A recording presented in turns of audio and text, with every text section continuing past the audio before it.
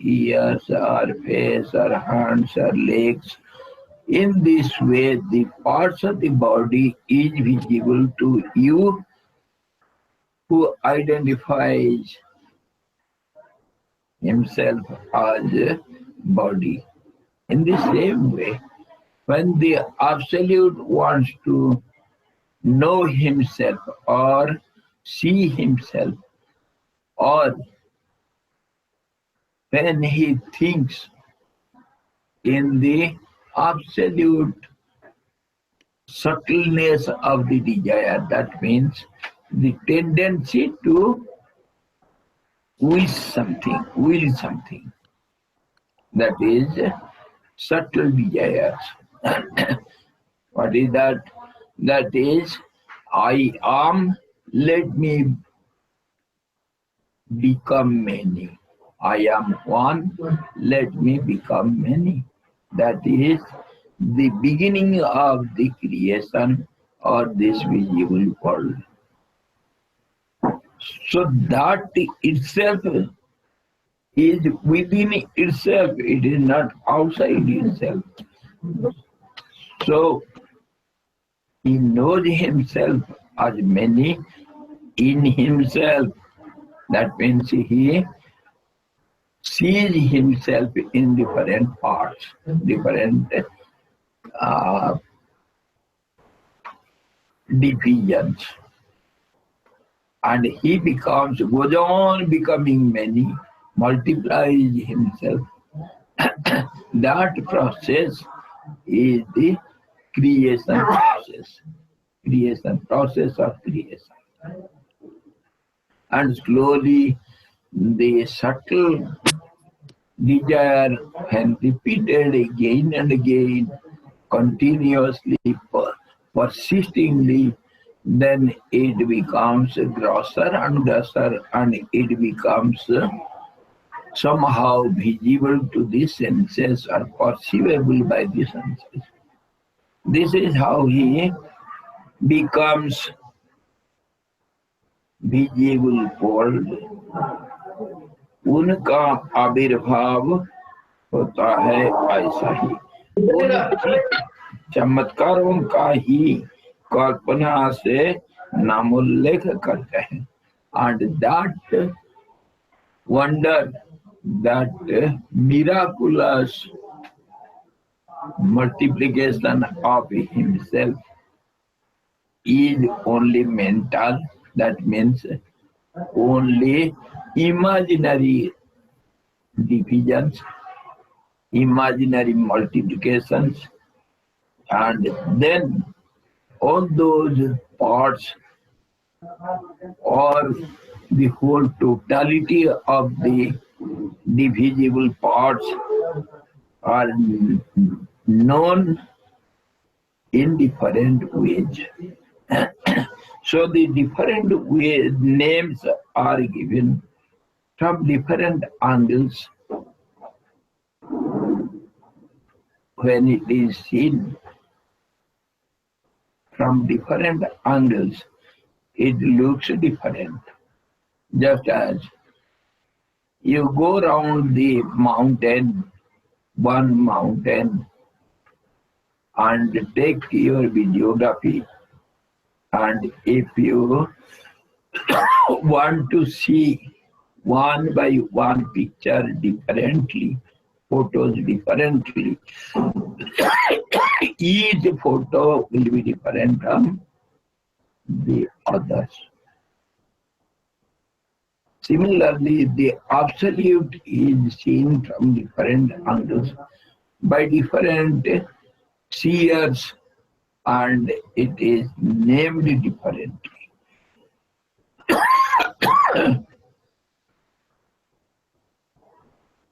इसीलिए उन चमत्कारों में कोई तो आकर्षण वाले हैं. In those miraculous names, why it is miraculous? Because it is actually not existing, but yet it is being seen. That's why it is called wonderful, or something miracle. It is not there, but yet it appears to be. Just as in the autumn evening sky, we see some patches of clouds in the sky, and it disappears in no time.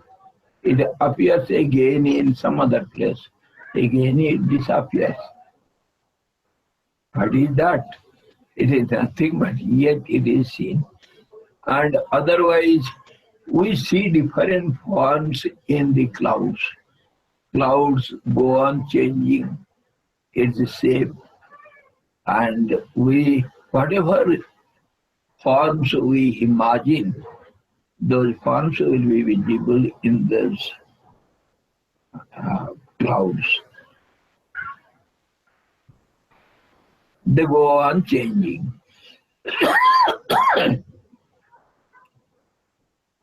That's why it is called the miraculous forms, which is not there, but yet in our imagination we see those forms.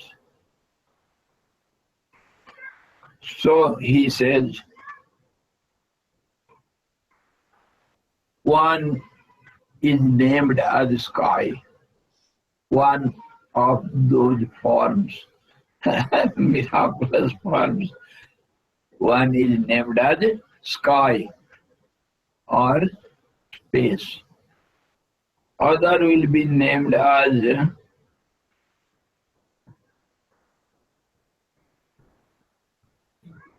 space.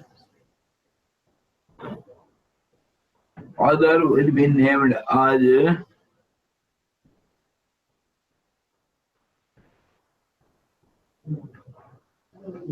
कोई देश नाम वाले हैं, कोई क्रिया नाम वाले.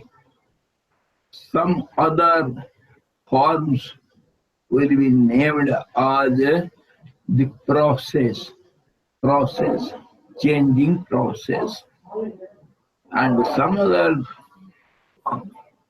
forms will be named as objects. Some other are named as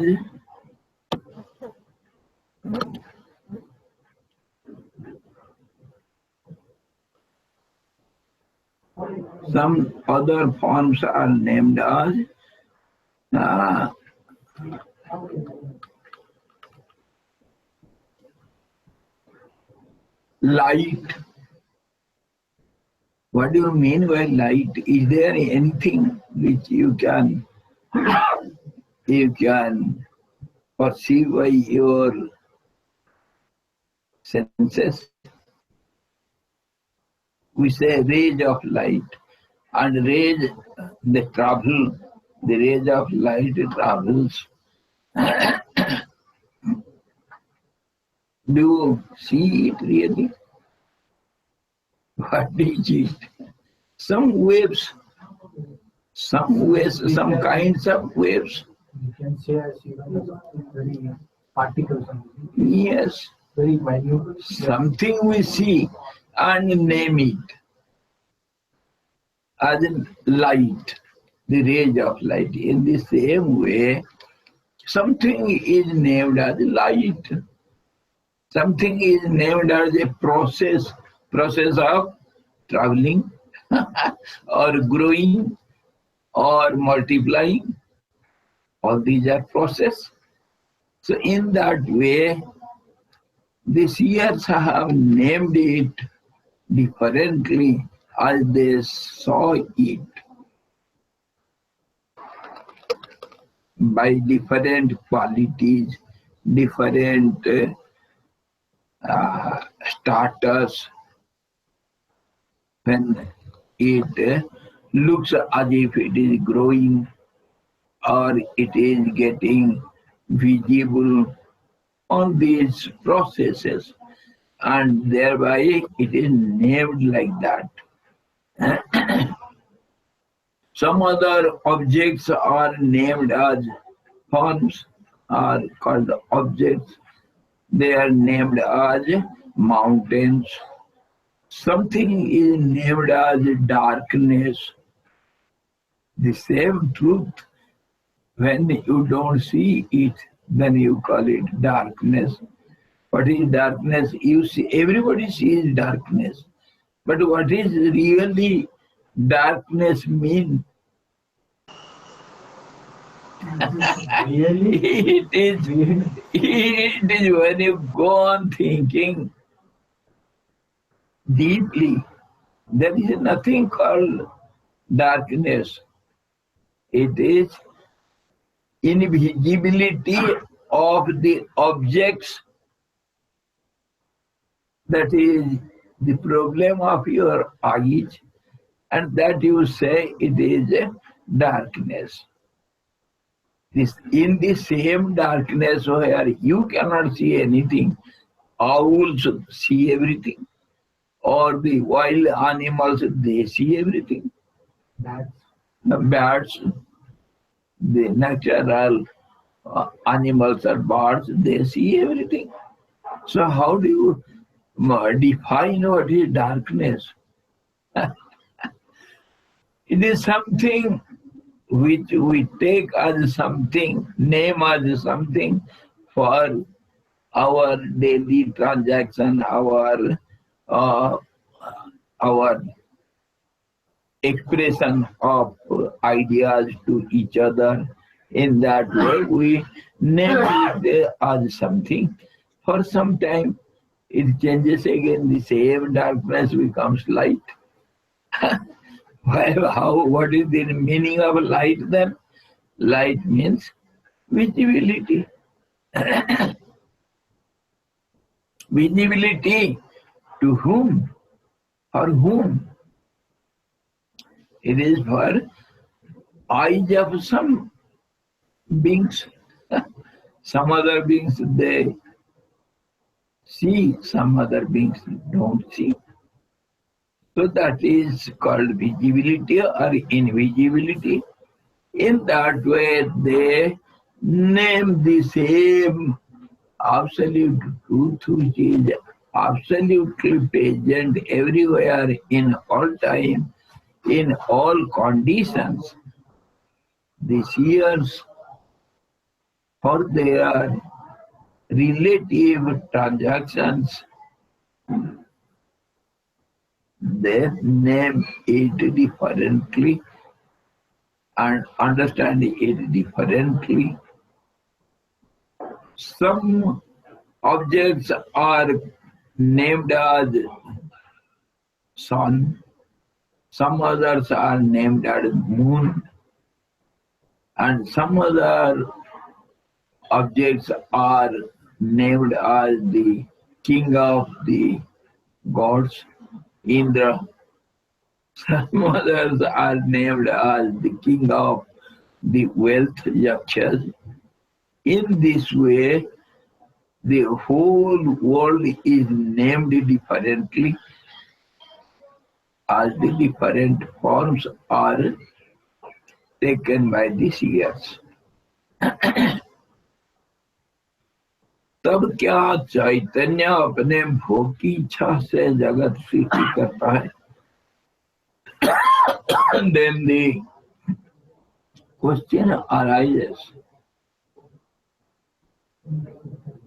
does it mean the same awareness, the absolute consciousness sky, which is ever present in all conditions, at all times, which is beyond time and conditions,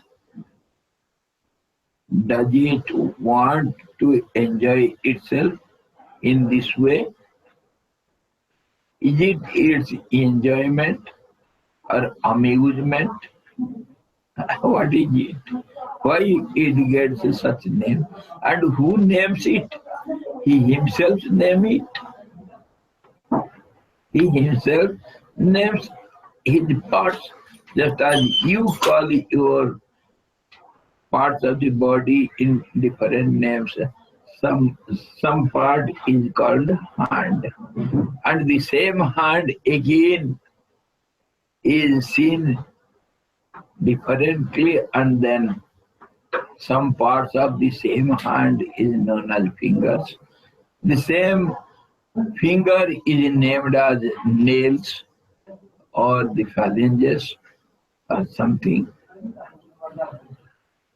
And then cells. Cells or blood or skin or something, you name it, it is not outside your body, and some parts are named for your relative transactions. If you want to express something, your ideas on your body to some other persons, then you have to say my wrist has got some injury. It is not working properly. You have to express some ideas. That's why you have named it as you like. So the question is, does the absolute truth want to enjoy itself? तब क्या चैतन्य अपने भोग की इच्छा से जगत सृष्टि करता है? Does it create the world for its own amusement? Then the answer is given by Vashistha to Ram. जिस प्रकार अपने इच्छा शून्य स्वभाव से युक्त बसंत ऋतु द्वारा अंकुर विस्तारित होता है, उसी प्रकार इच्छा शून्य स्वभाव वाले इस चिदात्मा द्वारा यह जगत की शोभा विस्तारित होती है. He gives a beautiful example. He gives the example of spring. What do you mean by spring? It is name of some part of time. Spring comes every year once. It is a time, a portion of some time. And that spring, it has got no desire. But at the time of spring, what happens? All the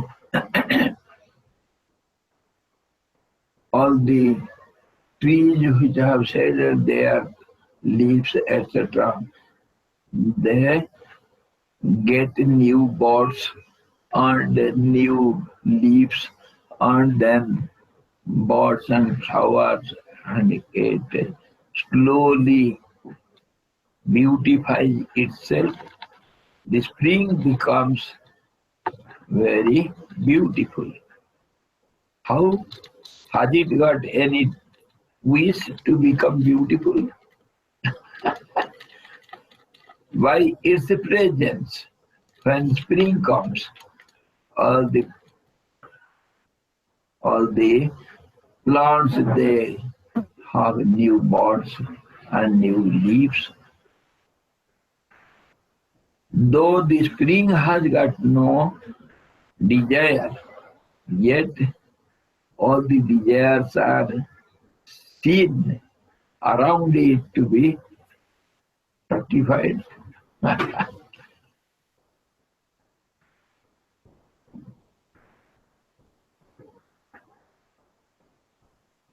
ये बोलना है इस विषय में भगवान श्री गौड़ पदाचार्य जी ने कहा है, भोगार्थे सृष्टि रीत्ये के क्रीडार्थमिति च परे देवस्येष स्वभावोऽयम् आप्तकामस्य का स्पृहा. So our great teacher, they have given the answer in the different scriptures. They say Some people, some seers, they opine that the God has the will to enjoy itself. And some others say, no, it wants to play. Some say it wants to enjoy itself. In different ways, different people have given their opinions, but in reality, one who is beyond all these, how can he will have any desires to enjoy or play? There cannot be any desire in the absolute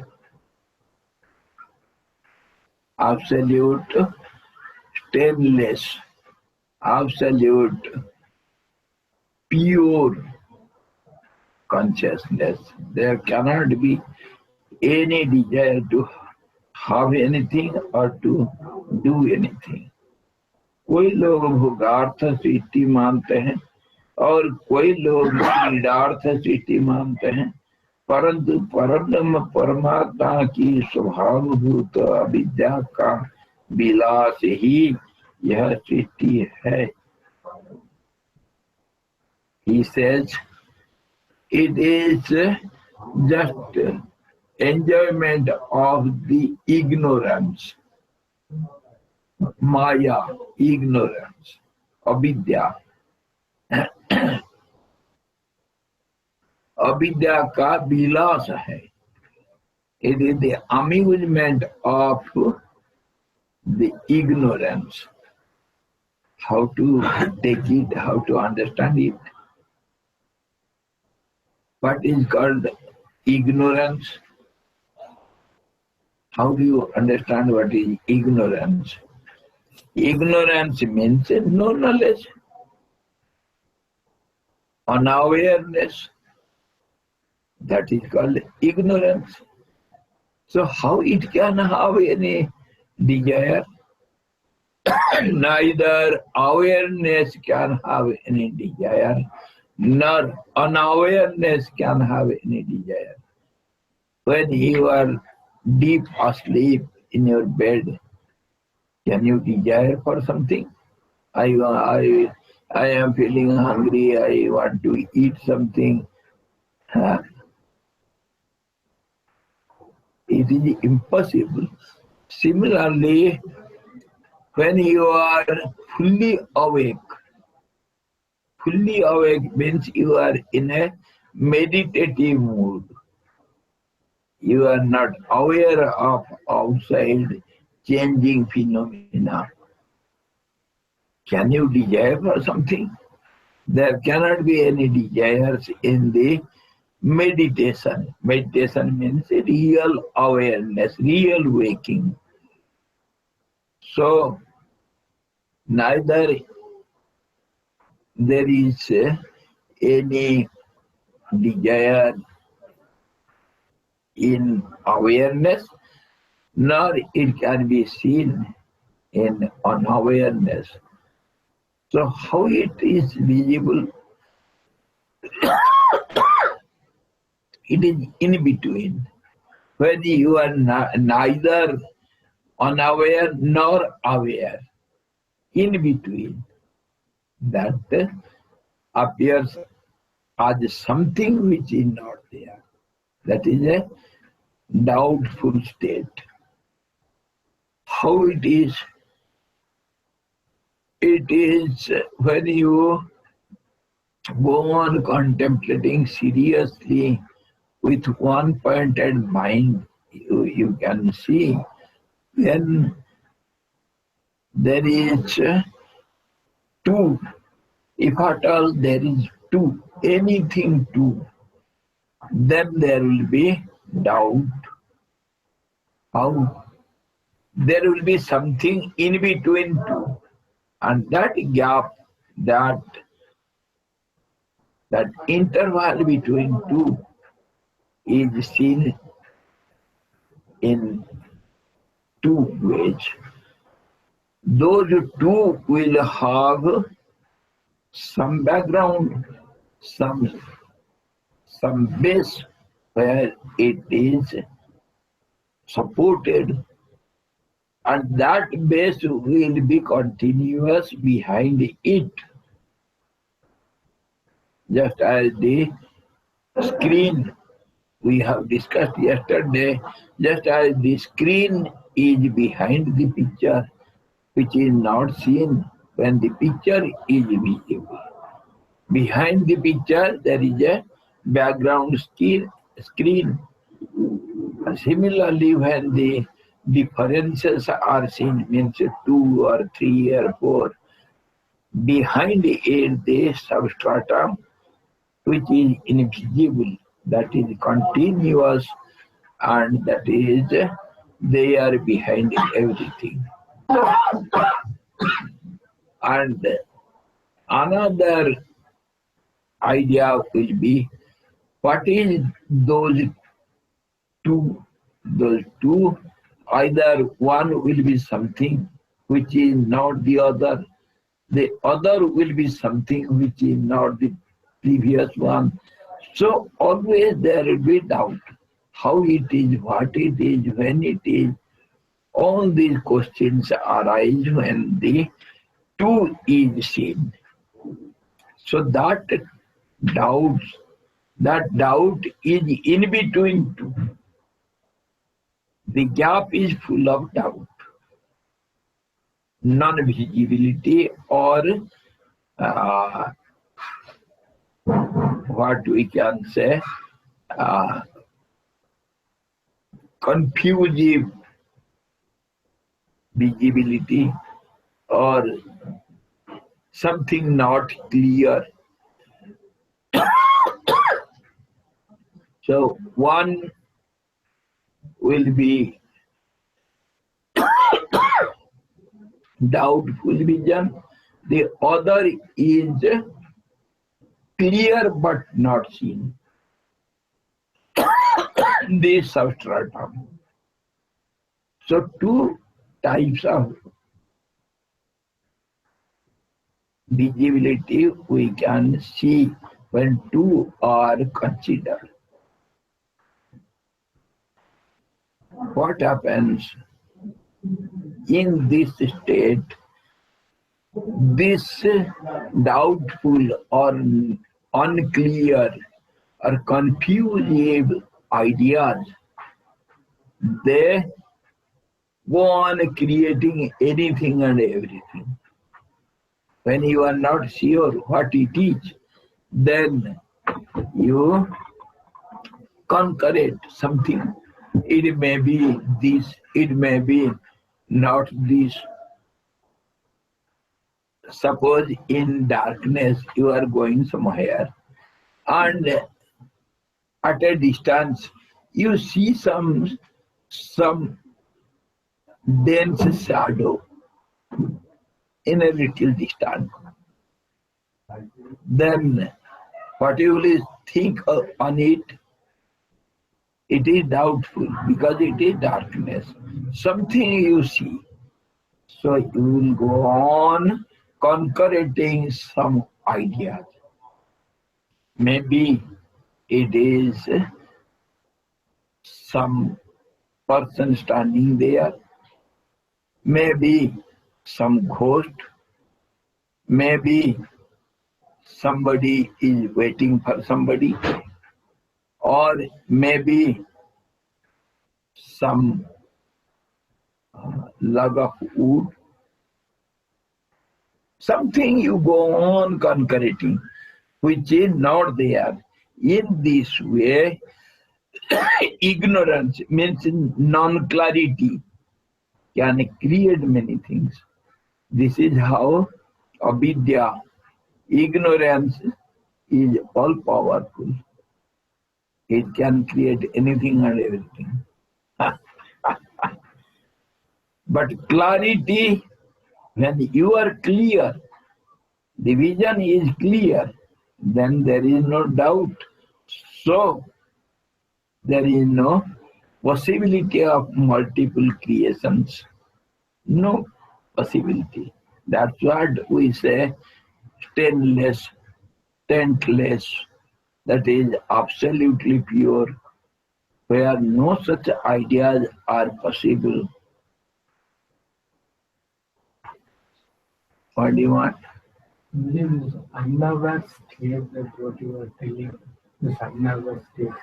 Two states, one state is at extreme. A person who is in a meditative mood is unaware of anything. Another state that can we take this as a practical example as a, when an infant is not even we call as an infant, just a heartbeat which shows the mother's womb. So he is not unaware of anything.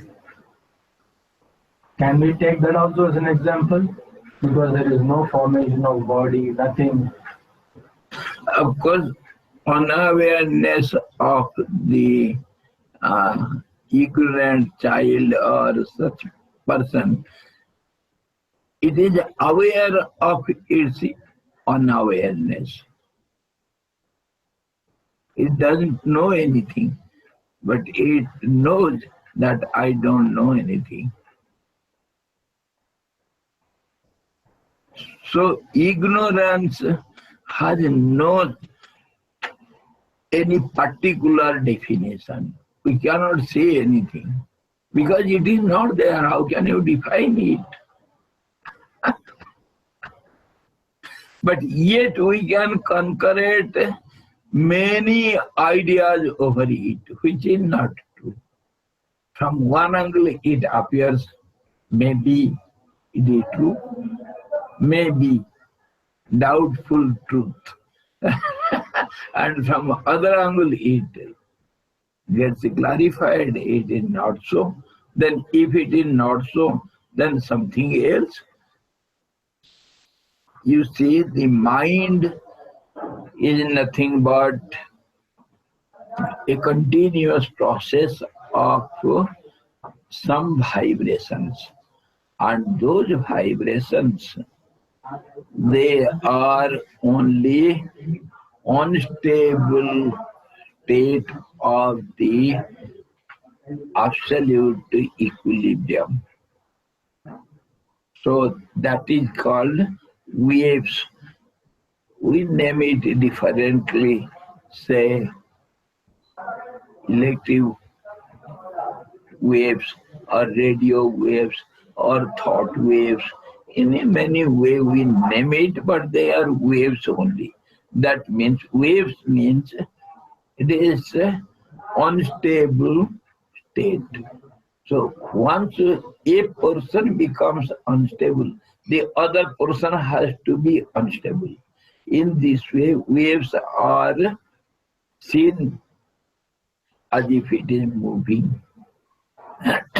And this movement is known as action. And action is nothing but imaginary unstable state of the complete stable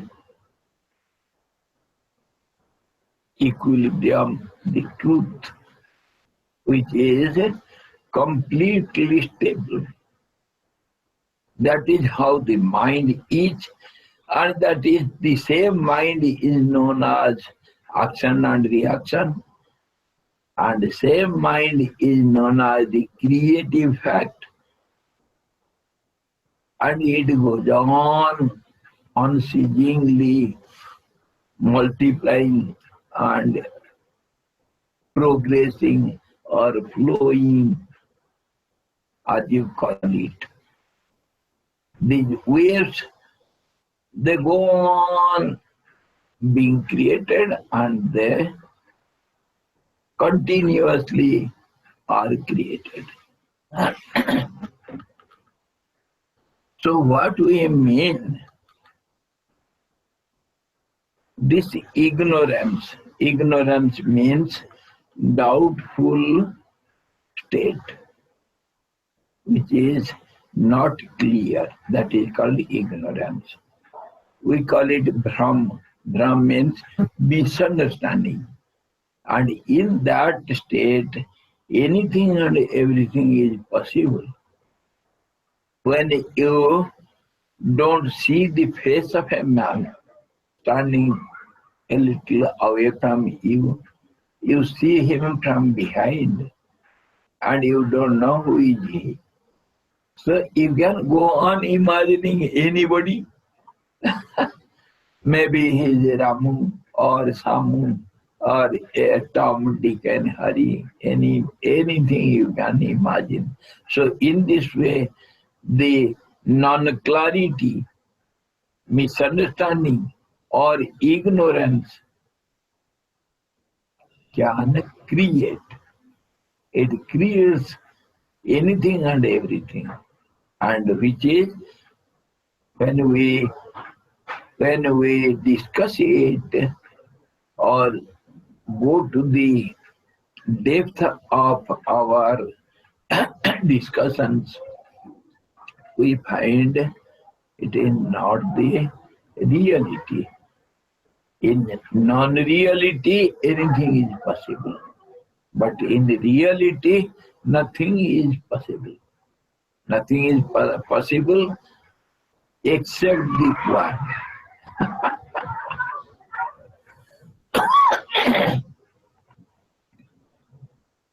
So he says,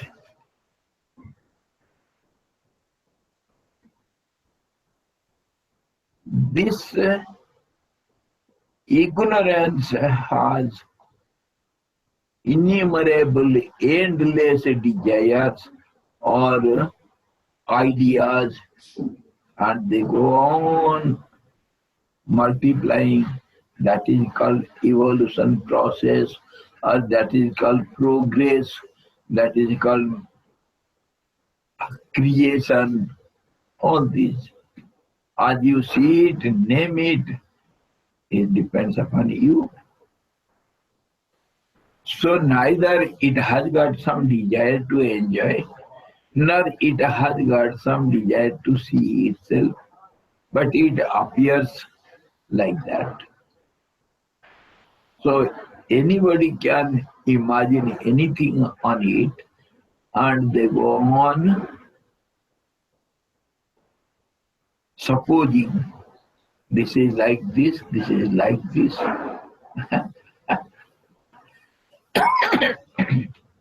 इन संपूर्ण त्रैलोक्य रूपी समुद्रों के तात्विक स्वरूपों का विचार करने पर अकेली चित्ती ही सदा उनके वास्तविक स्वरूपभूत जल समूह के स्थान में स्थित है, न कि कोई दूसरी वस्तु. When we go on contemplating over these three worlds, which is taken as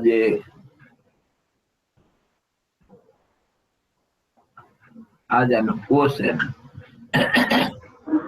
and we go on seriously contemplate over it, all these worlds or the names and forms of this world, they appear as if only one process, confusive process, that is called chitti, means the ignorant process, which go on multiplying, and that is just as we see the unstable surfacial water of the ocean is always creative. It creates waves, bubbles and whirlpools, and sometimes it looks like as if it is moving some current. But everything is nothing but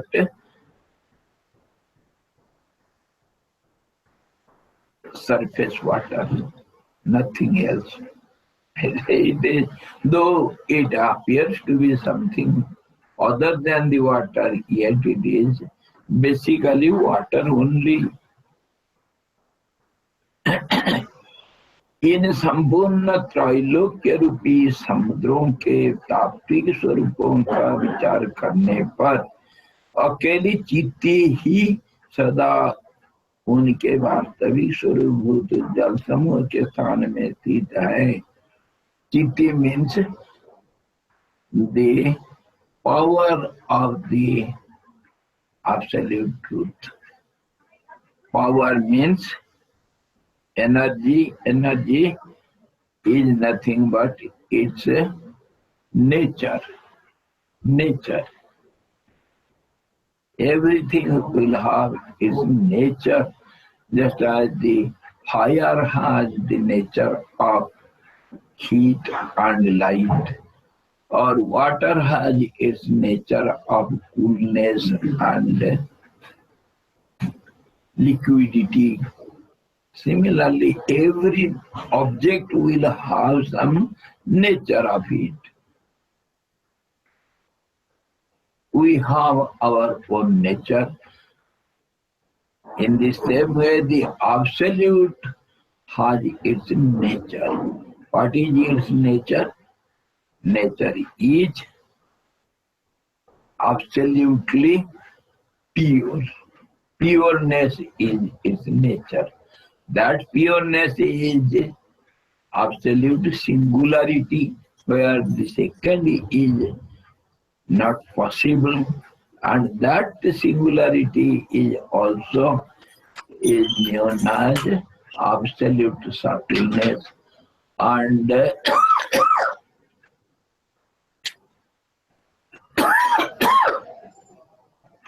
it will be one only, that's why it will be all pervading, and it will have its awareness of its existence, its bliss of enjoying its existence. All these are its nature. The existence is the nature of the absolute singular one truth. It will exist. That is its nature. And because it is so subtle, so pure, it will have all other nature of being unaware of itself sometimes. So that unawareness is known as ignorance. Just as when you stand before a mirror, you see your face, but you are unaware of your hand or leg or back. You don't see it. So when you want to see it, see your own self, you see something and you don't see something else. You are aware of something, that means you are unaware of something else.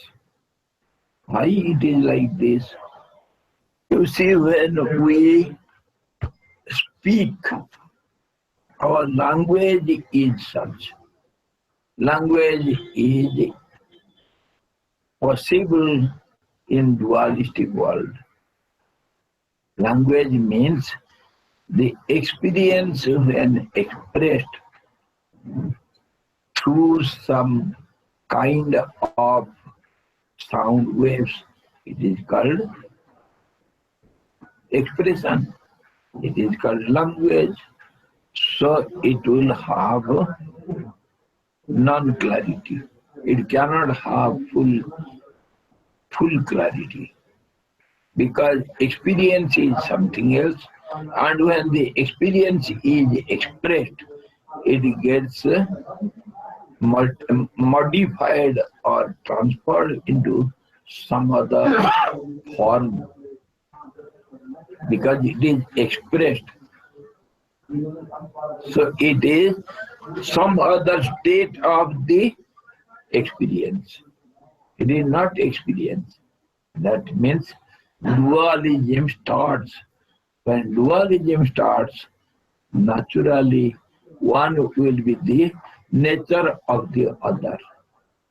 That means a relationship or it's a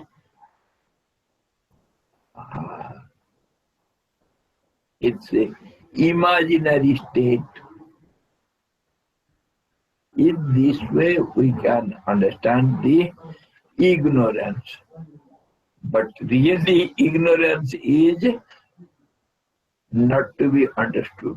It cannot be understood. Some ideas we can have, just as I told you,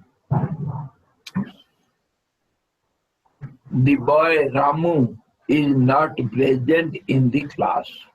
He is absent in the class. What does it mean? That doesn't mean that he is not present. He's present somewhere else. But he's absent. He is not present means absence can create anything and everything. He may be present not in the class, so maybe in his house. He may be present in playground. He may be present in riverside. He might have gone to the market. Anything can be possible, which is not known to us. So in this way, absence is always creative. Absence is also an indicator of presence. On the Other side, it is to say he is present, but not here. So this absence creates, first of all, it creates time, space and conditions. It is possible in the absence only. Or in presence, there cannot be any time, there cannot be any conditions. Nothing is possible in presence. That's how the truth is beyond time and causations, beyond dualism, beyond speech and mind. All these are within the range of misunderstanding or ignorance. In ignorance, anything is possible. Doubts can create anything and everything. This is how this world is created. This visible world is something which is not clear. That's why it goes on changing. Every moment it changes. That changing phenomena says it is not the truth. It is not the truth. That's how you go on concreting or imagining something. So it goes on changing. If it's not this, then that will be something. If they're not that, then that's something else.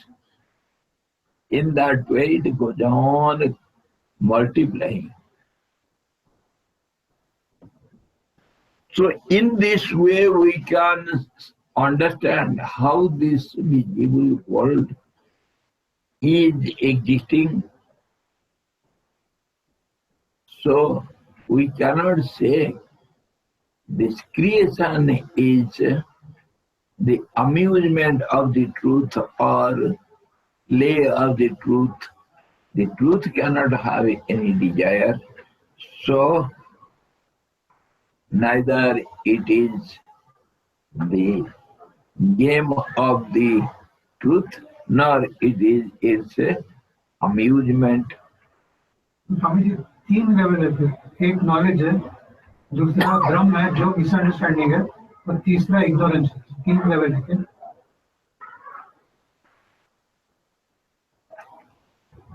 हाँ कब बोल सकते हैं we can say there are three stages, three phases of the truth.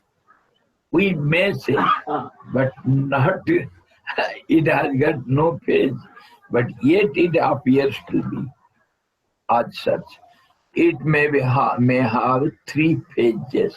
One is reality, other is total unreality, the third is in between, the doubtful reality. So the doubt always creates something or other. So the doubtful creates a phase. It creates unclear manyness, as many as you can imagine. It goes on. So three phases we can say. One is in between, and one is reality, other is unreality. So the gap means doubt, what it is. And that doubt creates everything. That's why it is said in Gita, Sansayatma vinasyati. The doubtful man is bound to perish. It has got no way out. It goes on creating some non-existing something, and it relies upon that, just as this visible world we rely upon. We think it is the reality, and we go on behaving in this unreal world. Whatever we do, it is really speaking, it is meaningless and resultless. It has got no result. Whatever we get, that also changes. So little happiness, then Sorrowness.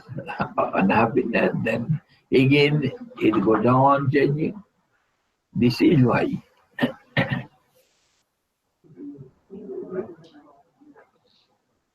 इन संपूर्ण त्रैलोकी रूपी समुद्रों के तात्विक स्वरूपों का विचार करने पर अकेली चित्ती the nature alone appears as if playing in this world. The nature, the power of the Absolute. What is the power of Absolute? Cleanliness or purity or absolute subtleness. These are the power. That's how it is omnipotent, omniscient, Omnipresent. and omnipresent. All these are its nature or power. And that is how the whole world, visible world, is nothing but the play of the energy, nature. We call it Maya. Maya means literally which is absent. Absence is called Maya. Non-clarity is called Maya.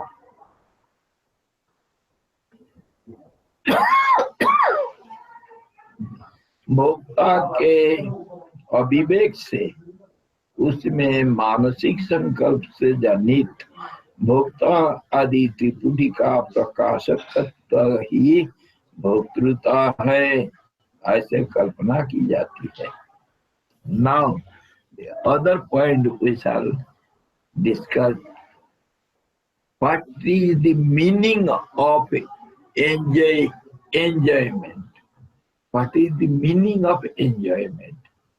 The question was before it, if this world is like this, it is created by ignorance, does it mean it is the game of amusement of play of the Absolute? Does it want to amuse itself? Sometimes when we sit all alone in a solitary pasture somewhere, can you sit all alone without movement? You go on moving your hands and legs and scratching your skin. That is your amusement. We can say it is your nature. You cannot keep quiet. Though you are in a solitary place all alone, nobody is there to talk with you, but yet you are not steady. Your hands or legs will be moving. That movement is your nature. So can we say it is your desire to be enjoyed by yourself? Can we say like that? We cannot say like that. Why? What he says,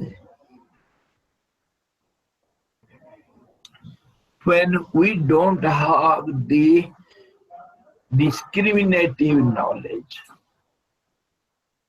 our mind, everybody has a mind. Mind is nothing but a process of thought waves, a continuous process of thought waves. Now, when the thought waves, we say it is not singular, it is plural. Many thoughts. Thought means wave. Wave means it will be always plural. Multiple. Yes, multiple. So it will be a process. Now, when there will be two thoughts, two waves, two thought waves, there will be always doubt. That is what we discussed now. What is what? So when two thoughts are created, naturally the third diagonal force or the third thought comes out. When one clashes against the other, the third is naturally to be created. Third will be something like decisive thought. And that process always goes on also with the thought waves. So that is called intellectual process, decisive process. When two thoughts, they act against each other, the third thought has to be created. How? If two fingers you see, then the doubt comes, which is smaller, which is longer, which is fat, which is thin. So the decisive thought has to come. This one is longer than the other. So this is called decisive thought. How is this world? World is perpendicular, world is white, world is 9 inches thick.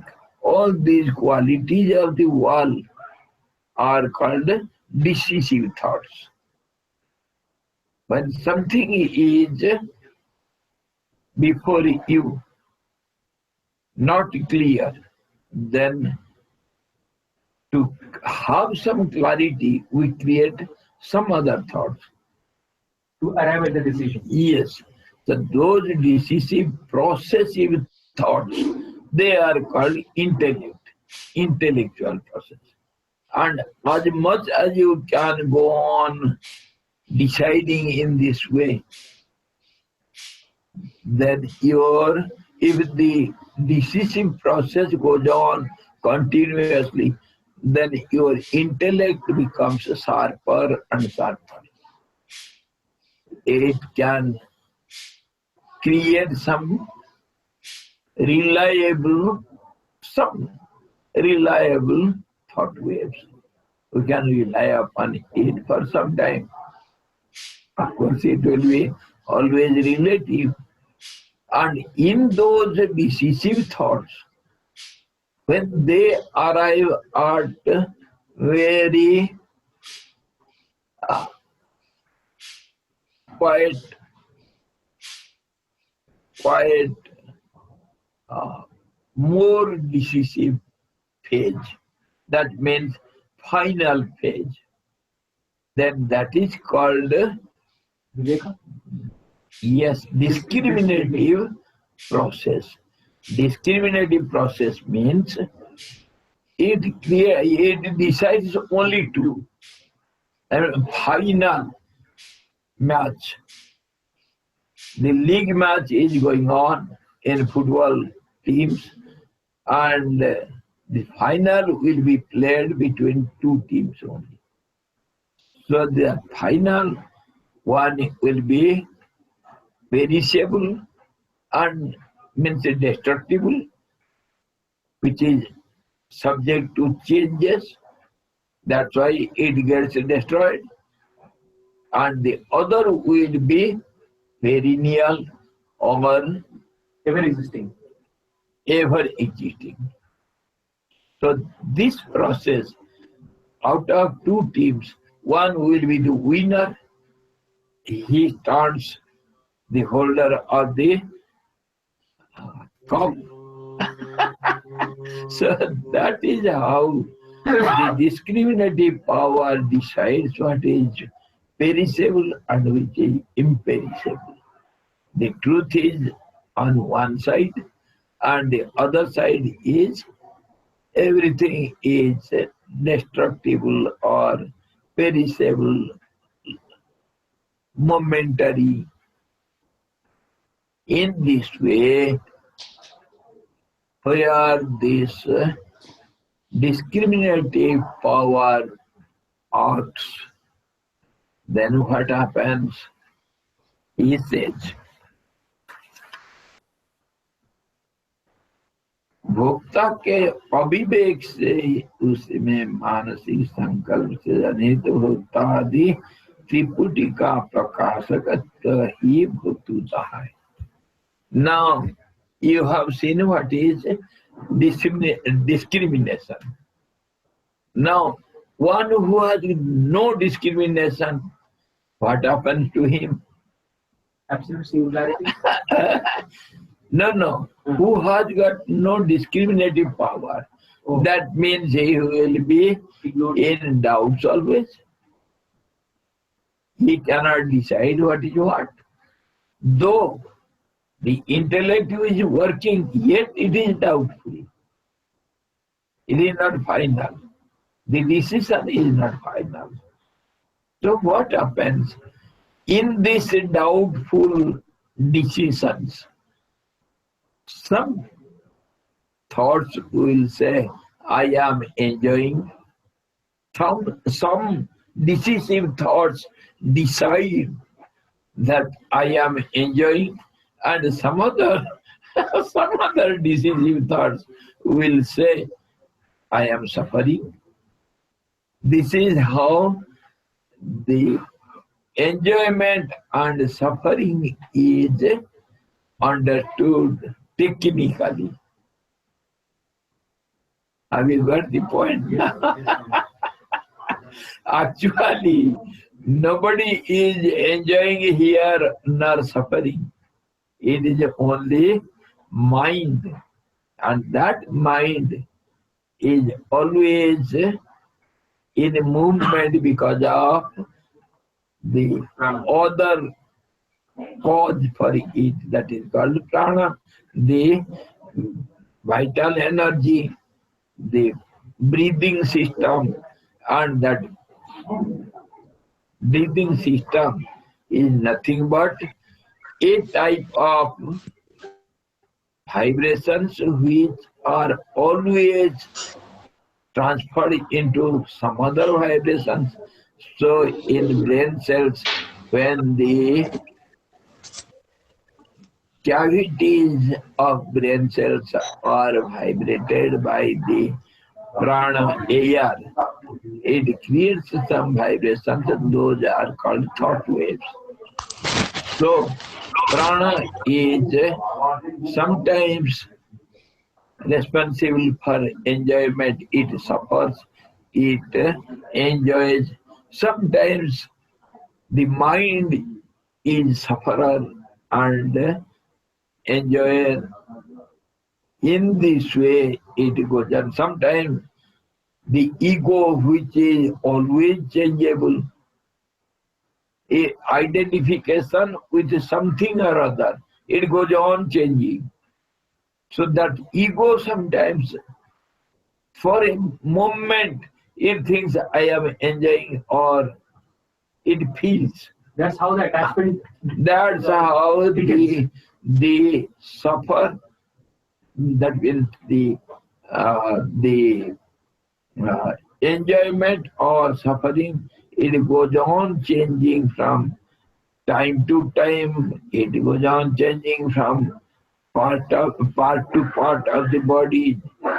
Sometimes, if the leg is pricked by some thorn, sometimes we feel the pain in the leg, sometimes we feel the pain in the brain. And it creates different feelings in different parts of the body also. In this way, our enjoyer or sufferer is understood. Who is enjoyer and who is sufferer? So we cannot definitely say that the truth is enjoyer or the untruth is enjoyer. The enjoyment and suffering also is just like the misunderstanding, because it is created by misunderstanding. It is created by the mind or prana or by the intellect, sometimes by ego,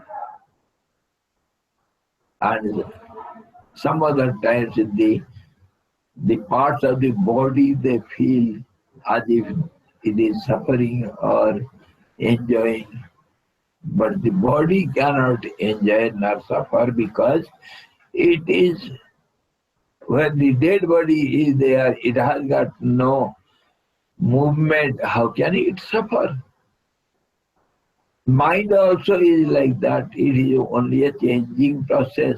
So how can the mind suffer? Prana also is similarly changing process. No energy can be stable.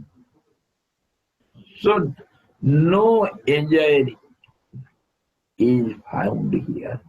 Similarly, no doer also is there.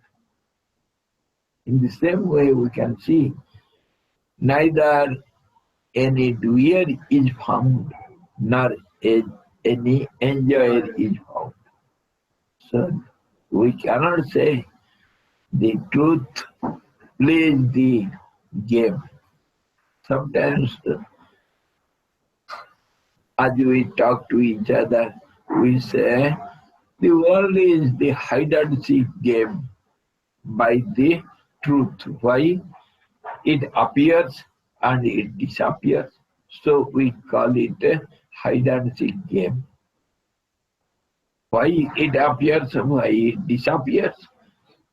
Because we have seen when the two is the concept, there are two, then there will be a gap between the two, and that gap is of two types.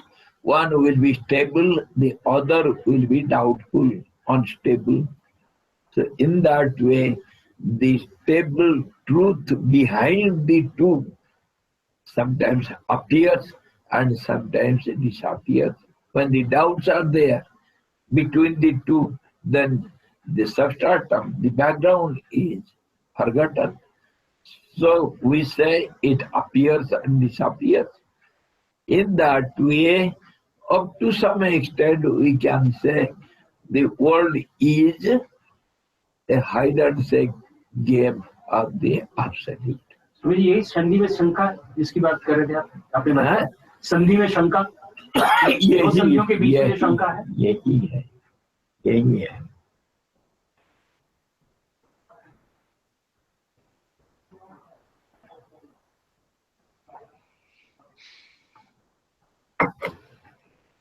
Now we can have some idea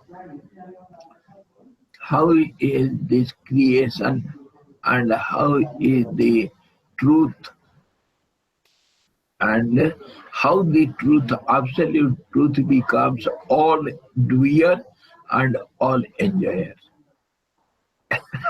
All doer, Mahakarta and Mahabhukta, they all enjoyer. If at all somebody is enjoying, then that is the truth. Because it is in the substratum of everything, every name and form and every process.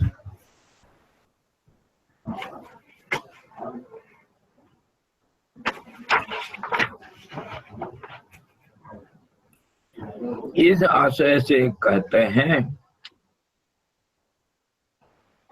भोक्ता के अविवेक से उसमें मानसिक संकल्प से जनित भोक्ता आदि त्रिपुटी का प्रकाशक भोक्तृता है and because of this doubtful state of the undiscriminative person who has got no discriminative power, who is in the range of intellect and mind, then in that state, one thought becomes the doer, then it will perform some action, some object will be there and the process will be there. So the doer, doing process and the done object. So these triads are created by such thought waves. Because the discriminative power is not working there. In that state, only these triads are imagined. And in those triads, one will be doer and he will be enjoyer also. The enjoyer will be the same doer. And the doing process also will be there. So there will be also time, space and conditions, causations. And all these imaginations only create this doership and enjoyership. In truth, there is no doer nor enjoyer. This is what we have discussed previously also, when the question was raised, who created this body? Who is the creator of this body? The shortcut one answer was given, there is no creator of this body because body is not existing at all. But in this way, analytical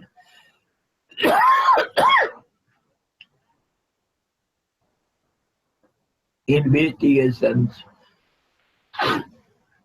or when we see the process technically, then we find the body also is not there. Body means a group when the group is understood, seen, you try to see the group, it becomes group. Group means it is not one. The many. It is Consisting of many. a accumulation of many, collection of many. Manyness is called one. This is how one becomes many. And many, when you want to see the parts of the group, that means every one part, that also becomes the group head. So that becomes also one. That one also again divides into many, because that is a group. In this way, when you go on analyzing, then one becomes many, many appears as one. So the confusion is continuously on. And this is how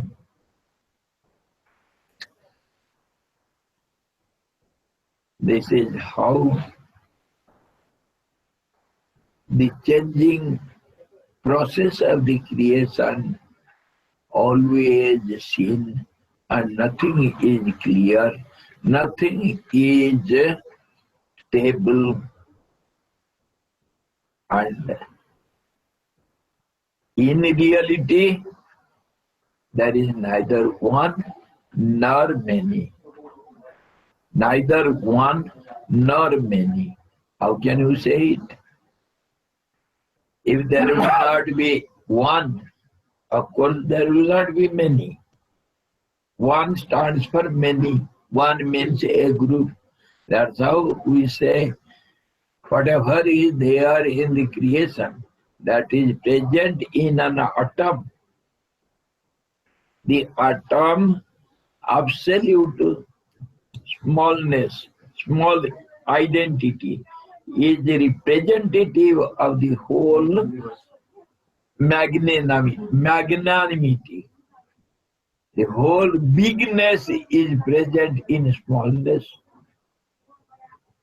This is how one becomes many, and that many again goes on blasting in chain reaction. This is how atom bomb and hydrogen bomb. If one blasts, then everything will blast. If one atom you can see, then that becomes everything. Everything means all the whole totality is there in one unity. And that is how the Vedas declare the smaller than the smallest, Anuranyan, and the bigger than the biggest, that is the nature of the truth. We cannot hold the truth by our changing mind or our intellect. Nothing. It is simply beyond it. When everything stops, then that is not called one. It is without a second. That's how we say it is Advaita. It is something which has got no oneness. Because if you say one, then there is possibility of the two, the second one. That's how it is cannot be called. It cannot be called as one. So the modern scientists, they say it is absolute singularity, and we say it is one without a second. Without a second. Without a second. That means a second is not possible there. So it is neither one nor many. It is beyond it. This is how we can understand the fact who is the doer and who is the enjoyer or who is the creator of this body? Body means there is no body. Body is one. You cannot see the body as one anywhere. When you touch any part of it, see any part of it, it becomes again multiple. It becomes many because it is a group. So you have to change the dictionary now. The 21st century dictionary. How it will be? It will not have the word one. There will not be any singularity in the grammar book. Neither there will be singular number, nor there will be plural number. You have to change the grammar and you have to change the dictionary also.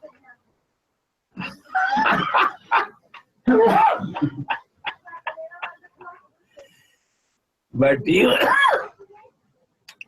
don't worry, don't change it, because everything is for relative purpose. Relative means for some time. This appears as a singular number for some time. There is no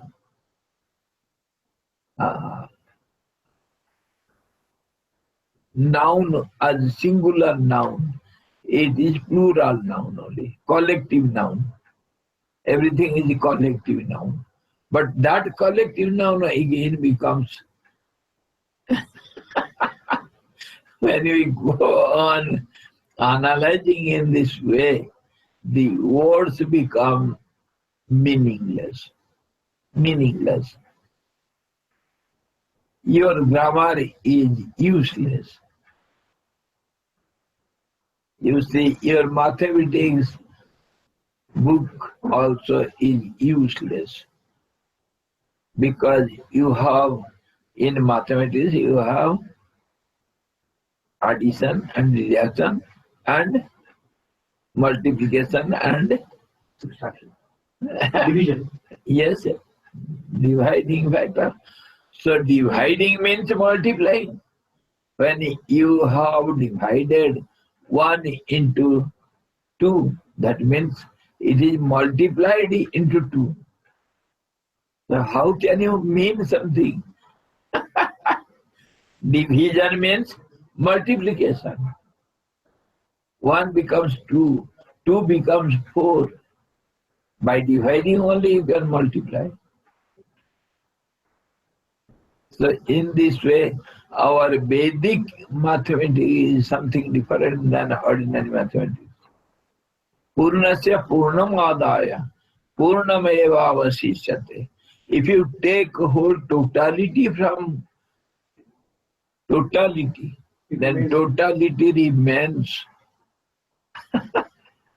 It is not 1 out of 1. It is whole totality out of totality. Remains only totality. This is how we can understand something about the all doership and all enjoyership. Yeah. So tomorrow you shall see something. शरीर रूपी कमल में भ्रमणशील मन रूप भ्रमर द्वारा संचित की गई संकल्प रूपी मधुसत्ता का अपने में आरोपित समस्त पदार्थों के अवभाषण में समर्थ चित्ती ही आस्वाद लेती है. This chitti means the power of the truth. What is that power? The exposition or or the projection of the truth, manifestation of the truth, appearance of the truth, or existence itself of the truth. That is called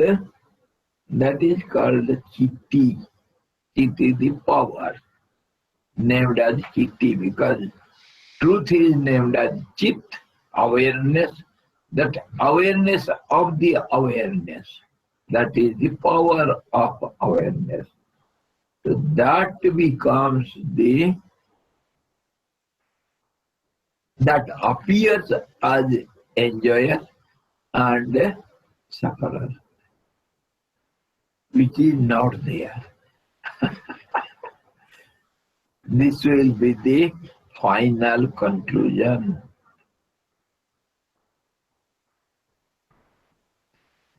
So we shall see further, and from tomorrow I think we shall start on the glory of this mic power, chitti, how it is, how it plays wonder, how it plays and how it enjoys everything.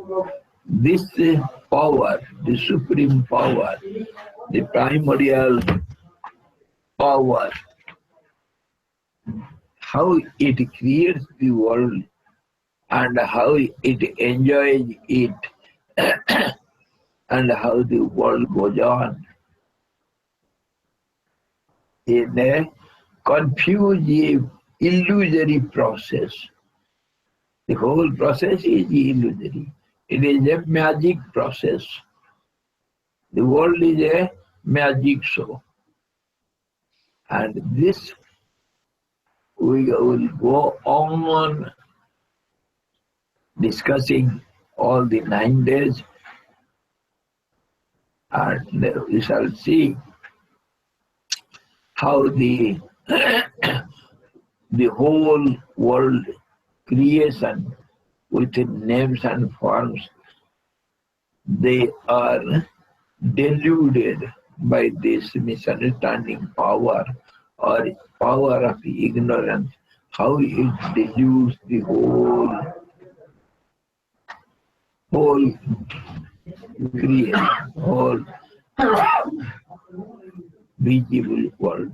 Nobody is out of it. How much power it has. Forcibly, it puts you into some dark dungeon. Nobody can get out of its clutches. And if that supreme power is willing, then that can give you a little rest, or else you are ever engaged in all this confusion, confusing process, always restless. Everybody is restless.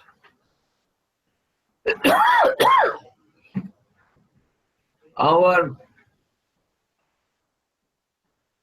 whole efforts, if you be sincere, you are sincere to see, then you can admit all our efforts are nothing but to satisfy or to answer our doubts.